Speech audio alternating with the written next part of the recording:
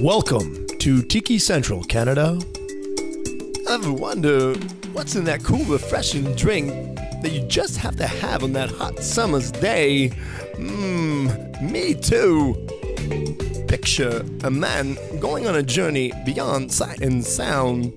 He has left society. He has entered Tiki Central with palm trees, beach sand, blue skies, and God, get me a drink now.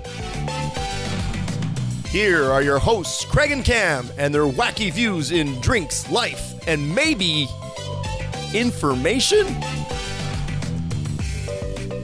All right, folks. Hey, how we doing? Hey, everyone. Hey, we're back. And it's summertime, so we're enjoying some cold beverages. And cold beverages in a blazing hellscape of heat at the moment. I know, it's like a heat wave from hell here. Oh my God. But the beverages are cold. The problem is that in the wintertime, we beg for hot and warm weather. Mm-hmm. And then guess what? We get it. Yeah. Be careful what you wish for is really what it comes down to. Exactly. We could just have it at like a mild sort of 15 degrees and damp the entire time. That's why I love fall. I'm a fall guy. I love the fall. That's what I'm all about. I'd probably shoot myself, but I mean, good on you. Wow, that's just how to bring the show up there. I go. And we probably should tell you who we are. So this is actually TikiCentralCanada.ca, and this is Tiki Central. And my name's Craig Stevens. I am your bartender for the hour. And I'm Cam. I'm Craig's barback, occasional sidekick, and scofflaw. I noticed that the inventory is going down on the Mad Tom, by the way, while we're talking. So it's like it's a fantastic beverage. That's all I have to say about that. Speaking about beverage, we did actually prepare one before the show, and this is what we're going to talk about today. Mm-hmm. It's called the Fogcutter. The Fogcutter. Yes, that's actually the name of the drink. Fogcutter. Yes. Sounds like a boat. It actually probably could be named a boat. Yeah. You're right. Yeah, it could be. Yeah. You know, me old Fogcutter, she and I have been gone a long time day by. You said it more and more like a part. Yeah, no, I screwed that up royally, but I did my best, eh? Yes. And I have to say that rather than cutting from the fog, it feels like it's adding to it, at least mentally. That's right. Yes, for sure. So this is one of these drinks we talked about before, that back in the days we used to have 3 or 4 ounces of a spirit. You can't do that now, obviously, in the bars. Mm-hmm. You can only do 2 ounces. So this is one of those drinks you can't serve at a regular. If you did the actual recipe, you can't do it in a bar. Well, and I have to admit that what you've served to me is delicious. Now, is it like the original recipe, or is this more a bar-friendly one? So you're jumping ahead here. Hold on. Oh, okay, so what we actually had was the Dawn Beachcomber version. I see. Yes. So this is a Fogcutter, and it actually is a tiki drink that's one of the original tiki drinks from way back. Mm-hmm. So we talked about before, Trader Vic and Dawn Beachcomber are the original sort of pioneers of tiki culture. So did this drink kind of come from the start? Yeah, so both of them actually, this is one of those drinks, remember we talked about before, the secrecy and stuff like this, and, Trader Vic said, I made the Mai Tai, and Don Beachcomber said, no, I made the Mai Tai. Mm-hmm. So this is another one of those drinks where, they both claim they made it. Right. So, but again, I'm going with the Trader Vic's recipe, and there's a reason behind that. I see. So what makes you think that TV, Trader Vic, over John the Beachcomber was the... I like your short form terminology here. Yeah, does that come from work? Is that it? Like acronyms and stuff? Well, working for the government does that to a man. That's why I don't work for the government. Yeah. But so Trader Vic. Yeah, yes. no. So you're implying that it was Trader Vic or rather than Don the Beachcomber. Right. I believe there's more of a Trader Vic than Don the Beachcomber. So why is that? So I think the reason why I believe that, and through my research and stuff like this, is that Trader Vic was more about lemon juice, and also too, he would do multiple spirits. So he would make drinks that would not only just have rum in it, but also would have gin, brandy, vodka, and all these other combinations. Where Don the Beachcomber was the exact opposite. He was more about lime juice, and he kind of stayed away from other spirits other than just rum. Okay, a bit more of a purist than I imagine. Exactly. So he did do different kinds of rum, but he pretty well stuck to rum. So I think Trader Vic was more the elaborate one who's like sort of branched out into other spirits as well at the same time. So this seems to imply though that this beverage has multiple or can have multiple alcohols in it? Or? Yes. This is actually one of the very few tiki drinks that are out there that actually has more than just one spirit. Usually tiki drinks actually have, and most drinks actually in general, usually have just one spirit. Yeah, you've got your or base. various of the same spirit. This actually has different spirits within the same drink. I see. Yeah. Are there a variety of recipes that are involved with this drink, or? So the recipes we're going to go through, let's go through both of them. Trader Vic's and Don Beachcombers. Okay, so Sweet Daddy B and right. TV. Okay, Sweets. so Trader Vic's recipe for this, and we'll put this in the descriptions, of course, like we usually do, is 2 ounces of lime juice, 1 ounce of orange juice, a half ounce of orgeat, 2 ounces of rum, 1 ounce of brandy, a half ounce of gin, and then a sherry float on top. Now, let me explain something. If you notice this, if you kind of wrote this down in your head, or actually look at the descriptions, it's half, half, half. So 2 ounces divided by 2 is 1 ounce, which is your orange juice, divided by 1 ounce. Sorry, divided by half is orgeat. And then the same thing for your spirits. So you have your rum, 2 ounces, divided by half, 1 ounce. Exactly. So it's 2, 1, half. 2, 1, half. I see. The mix and the spirits. So what's orgeat? Orgeat, remember we talked about before, is that almond syrup. Oh, okay. Now, you can get, if you're actually looking for that and you have a hard time finding it, my suggestion to you is actually a specialty coffee shop. That's where I get mine from, actually. So if you go to any specialty coffee shop, they'll always have some syrups off to the side to buy. And they also use in their espressos and things like that. Whatever. It's the glop weirdos put in their coffee. That's right. I'm not a coffee drinker, so I'm imagining that these things do go into these coffees, specialty coffees.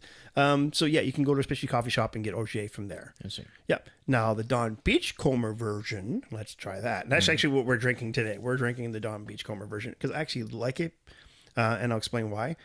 So it's same thing. 2, 1, half. 2, 1, half. So 2 ounces of lime juice, 1 ounce of orange juice, half or ounce of orgeat. Almond syrup again, 2 ounces of gold rum, 1 ounce of Pisco, and half an ounce of gin, and then the sherry float on top. So it seems to have a bit more booze in it.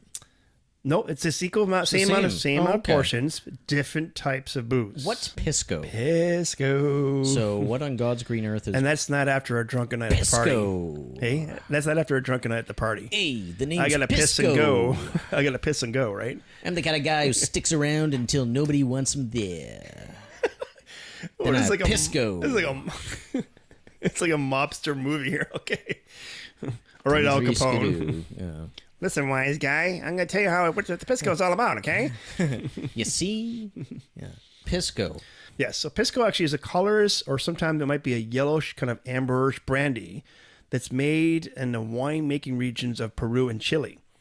Now, the one I got, actually, is from Peru, and it's amazing drink. Have you ever heard of a Pisco sour? I have, actually, yeah. That is an amazing drink. So... Pisco is one of those alcohols. I don't know if you've ever heard of absinthe. I think. Yes, no, and I actually quite enjoy a little bit of absinthe on occasion. Okay, so Pisco is in the same category as absinthe, where actually apparently it has, I wouldn't say hallucinant, but yeah, apparently it's got a small potential of hallucinogenic factor to it. Yeah. So it hasn't, officially been proven. Like is it? It's and you may not know this, but is it produced I will with wormwood? research it out. Yeah. Is it produced with wormwood like absinthe is? Because no, it is not produced with wormwood. Okay. But it goes through the same process that winemaking is. So what they use is actually they do ferment grape juice in a high proof spirit, and it's been developed since the 16th century by Spanish settlers. So it's been way back. I see. So, but yeah, it's basically using the grapes and fermenting them a certain way, just like wine. But now this is actually a cure, like a brandy. I see. Yeah. So one of the issues with absinthe, Yes. as I've learned over the years, is that there's different varieties of absinthe, and they have different alcoholic and other asterisk characteristics. I like how he does that. Cam, this is audio only. I'm doing my best here. Yeah, well, I that's gotcha. why I Okay. said asterisk. We got the hint. Yeah. So so a lot of the recipes are pretty kind of top secret. Yes.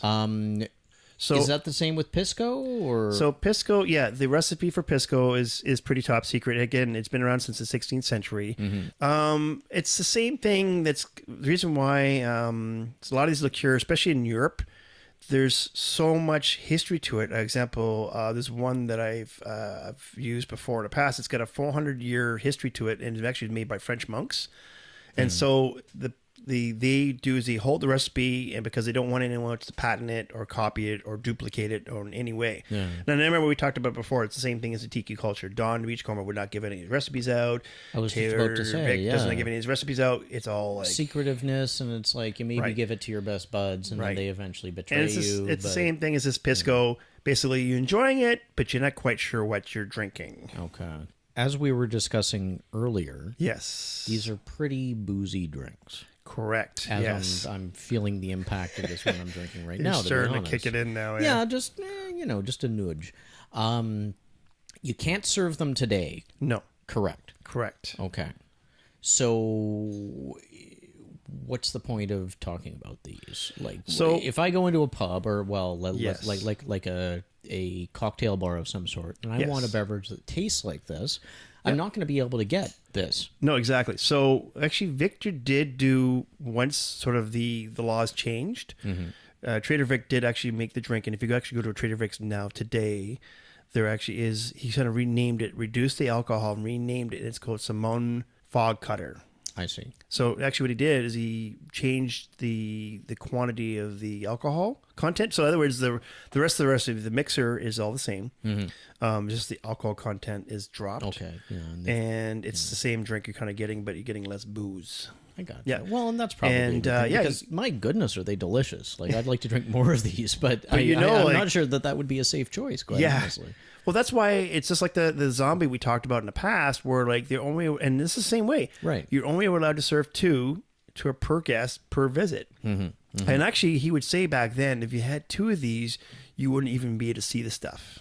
That was his little quote that he would tell people, like, by the way, if you had two of these, you were not going to be able to see anything afterwards.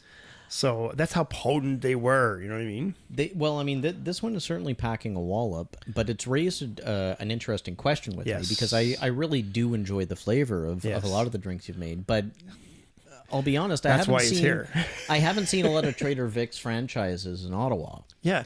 So there is still some Trader Vic's, and actually did do some research because remember, I think we had a conversation 3 or 4 episodes ago. And the question did come up, is there still Trader Vic's? And I said, I wasn't quite sure. So I did do some research after that show. That's why that's kicking in. Woo. So yes, there actually is some Trader Vic's. And actually it's not only in USA, but in Thailand, Japan, England, Germany, Dubai, of all places. Oh, geez. Parts of East Africa and even the Middle East. Okay, and I mean, Dubai is part of it, but Middle East blew my mind because I'm like, aren't those guys for the most part, well, there's a lot of folks who are not cool with the hooch. Alcohol. Well, just alcohol in general, right? So it's just really strange to see that actually some locations, actually even in the Middle East, that are doing pretty good. So now, are these companies still independently owned, or is it like it's probably? I'm guessing anyway. It's probably. I gotta imagine they're pretty well franchised out. Like he probably has the controlling factor, just like any other franchise. But they can also operate on their own. Yeah. So, I mean, that said, it seems to me that if this is sort of a franchise operation, there's probably other entities out there that may be kind of playing with the recipe, right? Yeah, there are other recipes out there. And one of the guys actually back then that worked for Don the Beachcomber, his name is Tony Ramos. Tony Ramos. Ramos, yes. Okay. He actually made his own version of this drink. Now, the reason why I didn't do his recipe is because he actually uses it with sweet and sour mix. And if you remember correctly, I'm not a fan of sweet and sour mix whatsoever. One, because it's an artificial flavoring. Lime juice and the syrup in there is actually cornstarch. So I basically didn't want to bring that recipe out and actually will not put that recipe in the description because it has the sweet and sour mix in there for you. I see. So, yeah. Okay. One of the things we talked about on this podcast a fair amount, I think, in the past, is the importance of the vessel in which the... That's right. If you got an amazing drink, you may as well put it into amazing glass, right? Yeah. And so the glass that is traditionally made for this drink, especially in Trader Vic's situation, is actually a very specific mug that is designed for it. So it is a ceramic mug that is tall. It's like an hourglass shaped kind of mug, and it actually has a girl on there, usually in a bikini, like a sexy hula girl kind That's of right, thing. hula girl. Yeah. But actually, it's very large. It holds 24 ounces. Or if you put that in metric, it's 750 milliliters this glass holds. Yeah. So that holds a lot. That's a big drink. It holds a lot. Yeah. And like, is it filled up completely? Is the idea that you slug? Wow. Exactly. So you basically got a lot of liquid in there. There's also lots of ice in there as well. Okay, so it kind of dilutes a little bit as you go along, right? The oomph, which is probably good because of all that alcohol that's in there. Yeah. So you said that the drinks, or pardon me, the vessels have got pretty ladies on them and that kind of thing. For this one in particular, yes. Sure. Ceramic, okay. So are they? There's a lot of kind of unique tiki. We see mugs and that kind of thing. Like I've seen this whole series of Star Wars styled, like Star Wars. I know. I still want to get it. Like tiki glasses that are kind of in that style. Right? EB Games actually has them. So if you're from States, you don't know what I'm talking about. But if you're from Canada, EB Games actually has tiki culture Star Wars mugs, and they are actually really amazing to look at. Now, I'm a Star Wars fan, of course. But even in the tiki culture, they actually look like tiki statues. Cool. You know what I mean? Like yeah. So they kind of blended the two styles. The two styles together into Star one. Wars art. Exactly. So that's cool. And I'm pretty sure you can also get them on thinkgeek.com. I'm pretty sure. Ah. Yeah. That's because Cam's a geek. Hey. I appreciate that. Oh, come on. You're the brains of the operation. Come on now. Yeah. Yeah, if only. Yeah. So why, like beyond the kind of initial memorability, right? Like you get a cool drink in a cool glass, you can be like, oh yeah, I had this great drink in a great glass. Was there any logic behind like any other logic? Glasses they're using? Exactly. Because it seems like extra effort. Now, so what it is that most people usually argue the point of the tiki culture mugs, especially this one in particular, the Fogcutter one, is that it was like a souvenir, and it's part of your journey. You went somewhere exotic, and you got this souvenir to come home. And it is true. When you go to all these tiki bars, they actually will sell the glassware, which is really cool. And I've actually bought in some glassware some places have gone, right, that are really exotic. For me, though, I think what it is also too is the presentation. So if you've got an amazing drink that's very complex, like this one is, and it's got a history to it, well, then why not dress it up with a nice piece of glassware and an amazing garnish to boot? I mean, for example, like when I went to the Shameless Tiki room, my Mai Tai had at least the umbrella, the typical universal umbrella. Yeah, everyone talks absolutely. about, but also had a lime boat that was on fire. So what? Yeah, it had a lime boat. So, what's a lime boat? So a lime boat is what it is you cut a lime in half. Sure. You carve out the middle. Yeah. Turn it upside down so it floats on top of the drink. Oh, jeepers. And you put 151 Bacardi in there. Yeah. And you light it. So when you bring it to the table, it actually is on fire. So it's an amazing presentation. So the drink is amazing. Incredible. And it adds a lot to the whole exotic and specific and, the culture that we talk about, right? Brilliant. Exotic, yeah, for sure. But how did these... I can understand sort of the modern kitsch. Yes. Of the hula girl, let's say, on the like we all have cupboards with glasses and mugs in it that, some of us have gotten from elsewhere. But what sort of part of tiki culture pulled this kind of enthusiasm out? Because, in other words, like, where do these mugs come from? The origin of them, right? Well, yeah, not the mugs themselves, but the idea of the mugs. Yeah. Okay. So the drinkware or the glassware we're talking about here, the reason why it came into play with tiki culture, because tiki culture is also Polynesian. So the Polynesian culture is all these mugs. If you look at these mugs, or either be it heads or masks or creatures or whatever they are, and this all comes from the Polynesian culture itself. Okay, so I've got a reasonable idea of quote unquote Polynesian culture in the sense that, you know, I've seen images and it's like on TV or in the movies or on the news or whatever. Yeah. You know, and it's like, oh, well, this is Polynesian. You know, you see a lot of Samoan art recently, like it's become more popular and stuff. But what does Polynesian actually refer to? So Polynesia, okay, so if we break the word down, it's a Greek word. Poly means many. Sure. Okay. And Nesia means islands. So it means many islands. Okay. So Polynesia basically encompasses in the Pacific Ocean. So in the Pacific Ocean, it is actually Pacific Ocean is actually the largest ocean in the world, by the way. Yeah, it's enormous. Yeah. So I've actually read at one point there. So remember Bugs Bunny, how he dug to the earth with a shovel and ended up on the other side of the planet. Well, he kept taking a wrong turn at Albuquerque.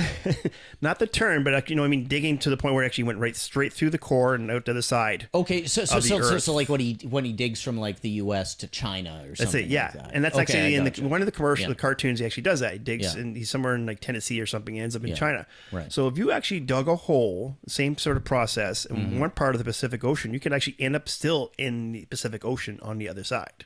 It is that big.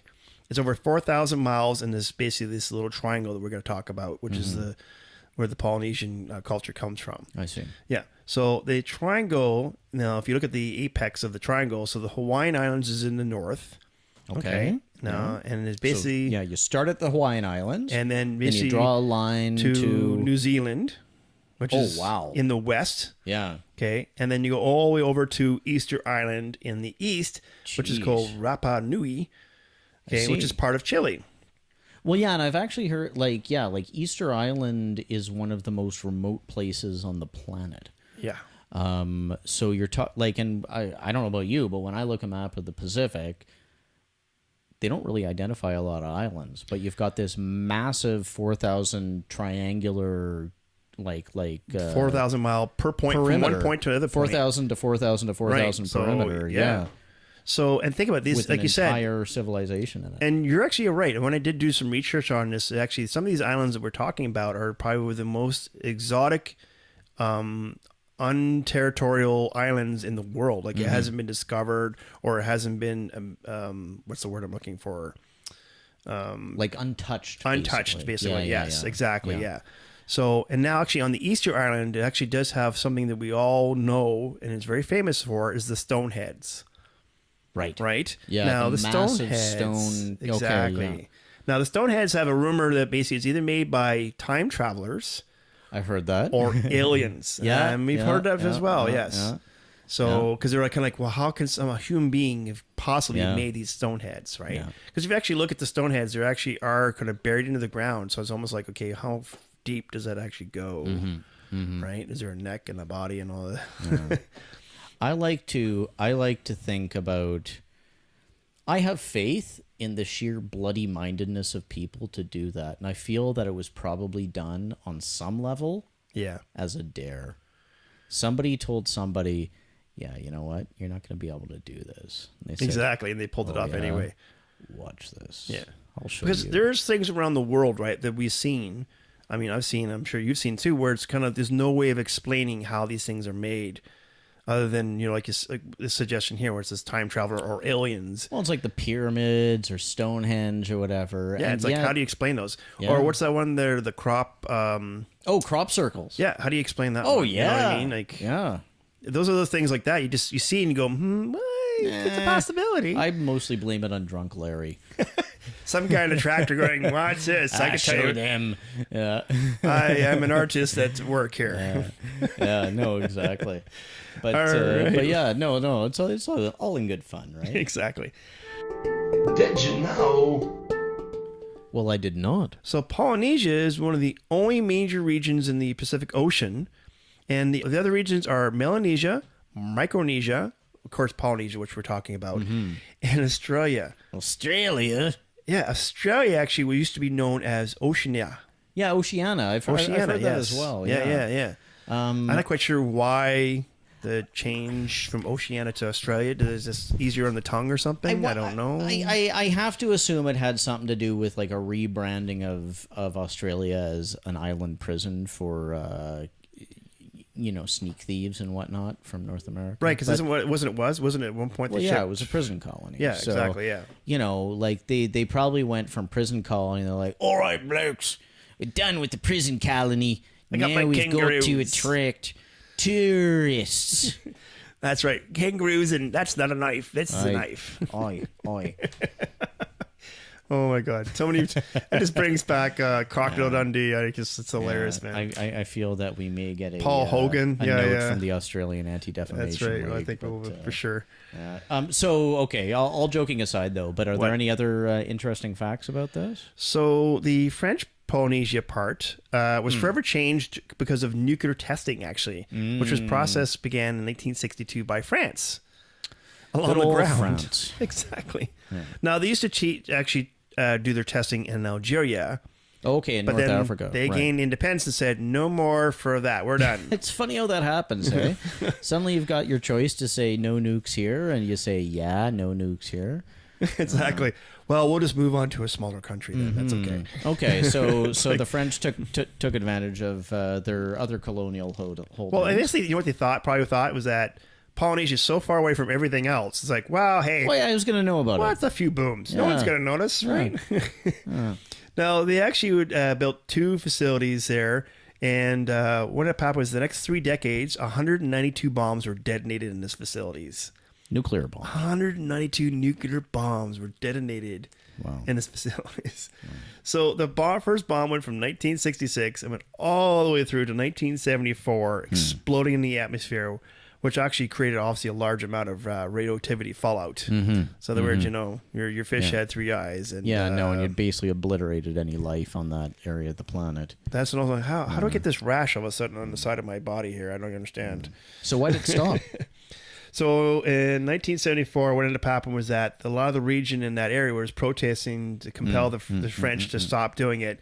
And so what they did is they went to underground explosions. Oh, yeah. Boring basically into the ground and then doing So essentially what the North Koreans have been doing recently. Yeah. But it's, I know. And okay, so I don't understand. Even if you do it underground, does that not have some sort of eventually through future possibility fallout? It's not a good thing. I mean, you're basically making an explosion inside of an Earth core. It doesn't make sense. So what happened to the people who were living there? That's like throwing a match into a boiler. You know what I mean? It's just like, if you throw enough matches, eventually it's going to make an effect. Yep. Indeed. So what ended up happening is a lot of the people that lived in that region moved to New Zealand, said, that's it, we're out of here. And then also the United States, which is also eventually ended up being Hawaii. Sure. Right? Because Hawaii was the last state to become part of the USA. Yes.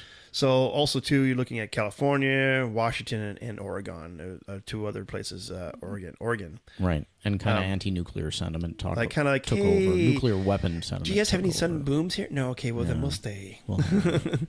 We have earthquakes. Well, no, that's okay. I can deal with that. That's nature. That's okay. I'm okay with, things falling off my shelves. I just don't want things to deteriorate from my shelf. That's all. Honestly, the only thing I want booming against the side of my door is a package from FedEx. That's exactly, yeah. How much more American can you get than that? There you go. All right, let's go on to mailbag. No, that's prescient of me. On that note, So I think it's up to me to read this great old question here. So put my brain to work, and and I actually I think it's a pretty good question. So this is Taylor, and he or she is asking, what does Tiki, the word Tiki, mean, and where did it come from? Okay, first of all, here we go again with he or she.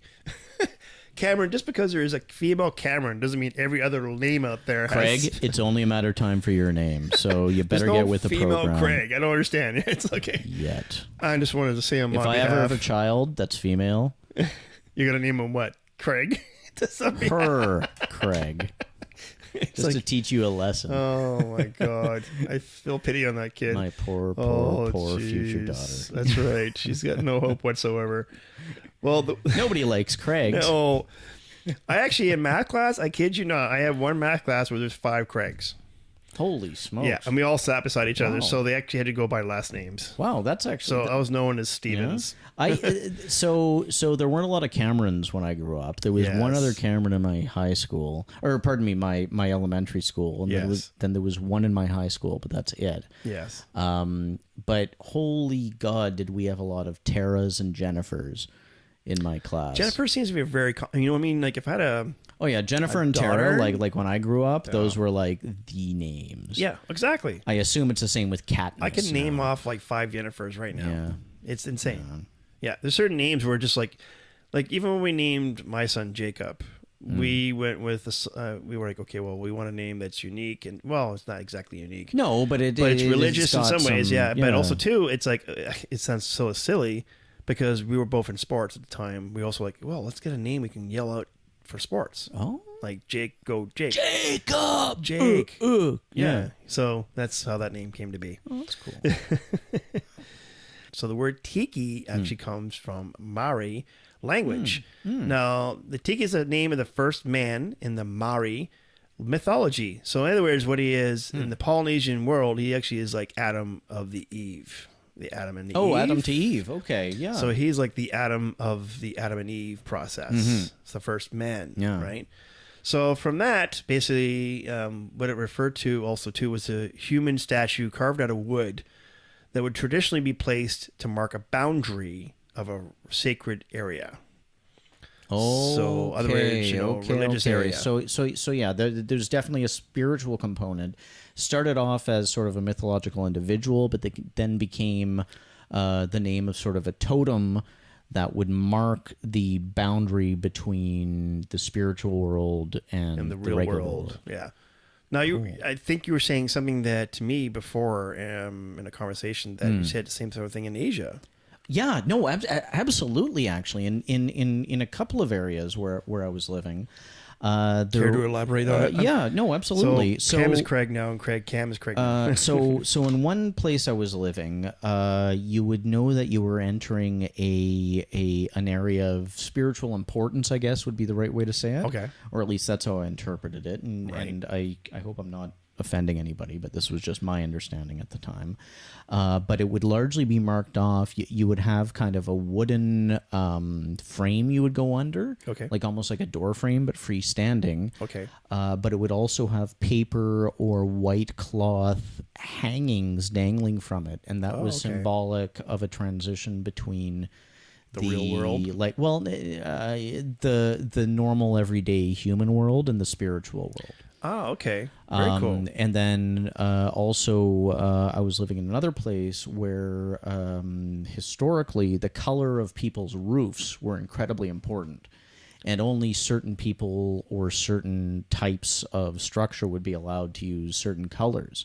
And one of the major colors was blue, which would indicate that you had moved into the spiritual realm and you were outside of the day-to-day everyday life. So it seems to be sort of a like a little bit of a component of human existence, which is cool. Wow, that's amazing. Yeah.